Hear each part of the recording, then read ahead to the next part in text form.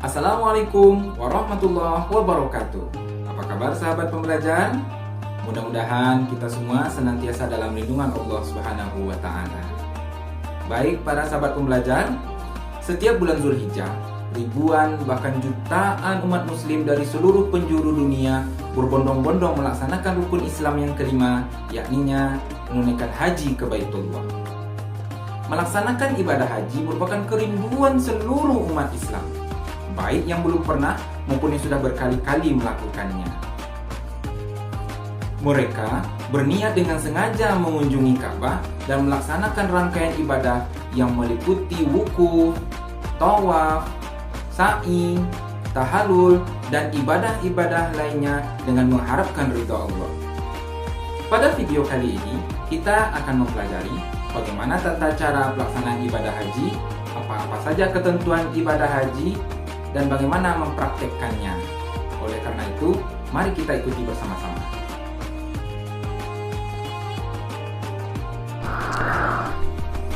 Secara bahasa, haji berasal dari bahasa Arab, yaitu hajja, yang artinya menyengaja sesuatu. Secara istilah, haji adalah sengaja mengunjungi Ka'bah untuk melakukan beberapa amal ibadah dengan syarat-syarat yang telah ditentukan. Ibadah haji adalah rukun Islam yang kelima dan dilaksanakan di kota Mekah.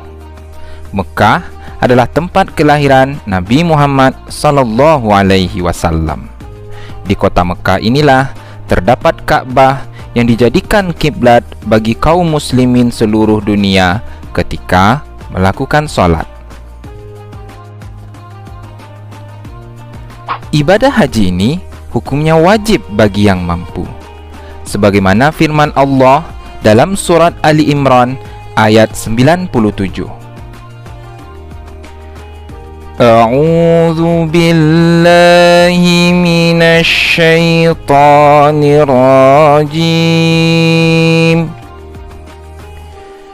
Bismillahirrahmanirrahim. Walillahi 'alan nasi hajjul baiti man istata'a ilaihi sabila. Artinya, dan di antara kewajiban manusia terhadap Allah adalah melaksanakan ibadah haji ke Baitullah, yaitu bagi orang-orang yang mampu mengadakan perjalanan ke sana.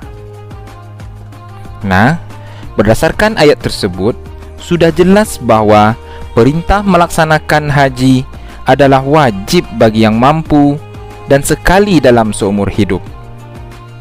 Maksud dari mampu adalah secara materi, yaitu cukup untuk biaya dirinya sendiri maupun untuk keluarga yang ditinggal, dan mampu secara fisik atau sehat selama melaksanakan ibadah haji dalam perjalanan.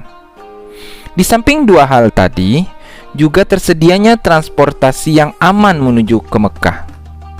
Umat Islam yang sudah mampu tetapi tidak melaksanakan ibadah haji akan mendapat dosa karena sudah meninggalkan kewajibannya. Adapun tata cara melaksanakan ibadah haji terdiri dari 3 macam, yaitu sebagai berikut. Yang pertama, ifrad. Ifrad yaitu mengerjakan haji terlebih dahulu, setelah itu baru mengerjakan umrah. Yang kedua, tamattu'. Maksud dari tamattu' yaitu mengerjakan umrah terlebih dahulu, sesudah itu baru mengerjakan haji. Sedangkan yang ketiga yaitu qiran. Qiran yaitu mengerjakan haji dan umrah secara bersama-sama.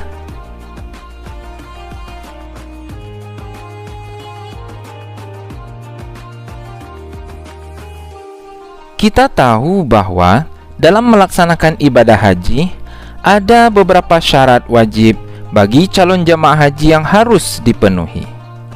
Di antara syaratnya itu adalah yang pertama, Islam. Haji merupakan kewajiban bagi orang yang beragama Islam. Jika ada orang yang bukan muslim pernah melaksanakan ibadah haji, kemudian ia masuk Islam, ia masih tetap mempunyai kewajiban untuk melaksanakan ibadah haji. Yang kedua yaitu baligh. Anak kecil belum memiliki kewajiban untuk melaksanakan ibadah haji. Apabila ada anak kecil menunaikan ibadah haji, hajinya tetap sah. Namun, hal ini tidak menggugurkan kewajibannya. Artinya, kelak kalau sudah ia dewasa, dia masih tetap mempunyai kewajiban untuk menunaikan ibadah haji. 3. Berakal sehat. Orang yang akalnya tidak waras atau gila tidak wajib melaksanakan haji. Orang semacam ini tidak mempunyai kelayakan untuk mengerjakan ibadah haji. Apabila orang gila menunaikan ibadah haji, maka hajinya dipandang tidak sah. Yang keempat yaitu merdeka. Melaksanakan haji bagi hamba sahaya tidaklah wajib. Ibadah haji adalah ibadah yang lama tempo pelaksanaannya, memerlukan perjalanan yang jauh, dan diisyaratkan kemampuan dalam bekal dalam berkendaraan. Hal ini mengakibatkan terabaikannya hak-hak majikan yang berkaitan dengan hamba sahaya. Yang kelima yaitu mampu. Adanya kesanggupan, baik fisik, materi, dan keamanan dalam melaksanakan ibadah haji.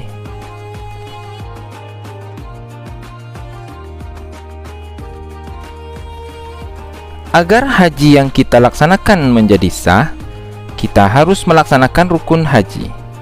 Rukun haji adalah serangkaian kegiatan yang apabila salah satunya tidak dikerjakan, hajinya tidak sah dan tidak boleh digantikan dengan dam. Adapun rukun haji adalah sebagai berikut. Yang pertama yaitu ihram disertai dengan niat. Maksudnya yaitu berniat mengerjakan ibadah haji. Niat dilakukan dengan ikhlas di dalam hati, namun jika diucapkan maka lafalnya sebagai berikut: labbaik Allahumma hajjan, yang artinya ku penuhi panggilanmu untuk berhaji ya Allah. Yang kedua yaitu wukuf. Wukuf yaitu hadir di padang Arafah pada waktu yang telah ditentukan, yaitu mulai dari tergelincirnya matahari waktu zuhur tanggal 9 Zulhijjah sampai terbenamnya matahari di tanggal 9 Zulhijjah. Yang ketiga yaitu tawaf. Tawaf adalah mengelilingi Ka'bah sebanyak 7 kali, dimulai dari sudut Hajar Aswad dan berakhir di sudut Hajar Aswad pula. Dan dalam pelaksanaannya, Ka'bah berada di sebelah kiri orang bertawaf. Maksudnya, arah putaran tawaf berlawanan dari arah jarum jam. Keempat, sa'i. Sa'i adalah berjalan dan berlari-lari kecil dari Bukit Safa ke Bukit Marwah. Adapun tata caranya adalah: yang pertama, dimulai dari Bukit Safa dan disudahi di Bukit Marwah. Kemudian dilaksanakan sebanyak 7 kali dan dilaksanakan sesudah tawaf. Kelima, tahallul. Tahallul adalah menghalalkan perkara yang semula diharamkan, ditandai dengan mencukur sekurang-kurangnya 3 helai rambut. Yang terakhir yaitu tertib. Tertib maksudnya mendahulukan yang dahulu di antara rukun-rukun haji. Selain mengerjakan rukun haji, kita harus mengerjakan wajib haji. Wajib haji adalah serangkaian kegiatan yang harus dikerjakan, dan apabila salah satunya tidak dikerjakan, maka hajinya tetap sah dan digantikan dengan membayar dam atau denda dengan menyembelih hewan. Adapun wajib haji diantaranya sebagai berikut. Ihram dari miqat, yaitu batasan waktu dan tempat yang telah ditentukan. Ketentuan masa atau yang dikenal dengan miqat zamani adalah dari awal bulan Syawal sampai terbit fajar hari raya haji, yaitu di tanggal 10 bulan haji. Sebagaimana firman Allah yang terdapat dalam surat Al-Baqarah ayat 197. Yang kedua yaitu bermalam di Muzdalifah. Maksudnya yaitu berhenti di Muzdalifah sesudah tengah malam di malam hari raya haji sesudah hadir di padang Arafah. Yang ketiga yaitu melontar jumrah Aqabah pada hari raya haji. Yang keempat, melontar 3 jumrah. Melontar 3 jumrah yaitu jumrah ula, jumrah wusta, dan jumrah Aqabah pada tanggal 11, 12, dan 13 bulan haji.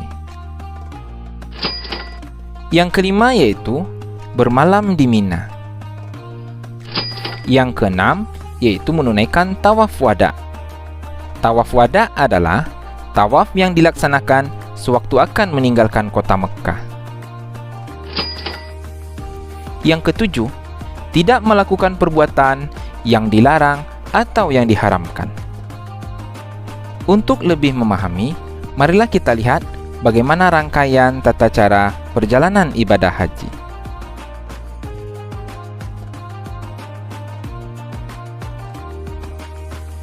Tata cara ibadah haji dimulai dengan membaca niat dan memakai pakaian ihram di titik miqat yang telah ditentukan. Di titik miqat, para jemaah melakukan persiapan dimulai dari mandi, mengenakan pakaian ihram, berwudu, dan mengerjakan solat ihram 2 rakaat. Kemudian berniat melaksanakan ibadah haji dengan membaca lafal Nawaitu hajja wa ahramtu bihi lillahi ta'ala labbaik Allahumma bihajjati. Aku niat haji dan berihram kerana Allah Ta'ala. Aku sambut panggilanmu ya Allah dengan berhaji. Setelah mengenakan pakaian ihram dan berniat, jamaah dilarang melakukan hal-hal yang sudah ditentukan. Bagi pria dilarang mengenakan pakaian berjahit, memakai alas kaki yang menutupi mata kaki, dan menutup kepala dengan peci, topi dan sebagainya. Sedangkan bagi wanita, dilarang memakai kaos tangan dan menutupi muka. Adapun larangan bersamaan bagi pria dan wanita, yakni memakai wangi-wangian, memotong kuku, membunuh hewan apapun, menikah, berhubungan suami istri, bertengkar, serta memotong tanaman di sekitar kota Mekkah. Selanjutnya, jamaah menuju Masjidil Haram di kota Mekkah. Dianjurkan untuk memperbanyak kalimat talbiyah, yaitu labbaik Allahumma labbaik, labbaik la syarika laka labbaik, innal hamda wa ni'mata laka wal mulk la syarika lak. Selanjutnya wukuf di padang Arafah di tanggal 9 Zulhijjah. Adapun beberapa hal yang dilakukan saat wukuf diantaranya sebagai berikut.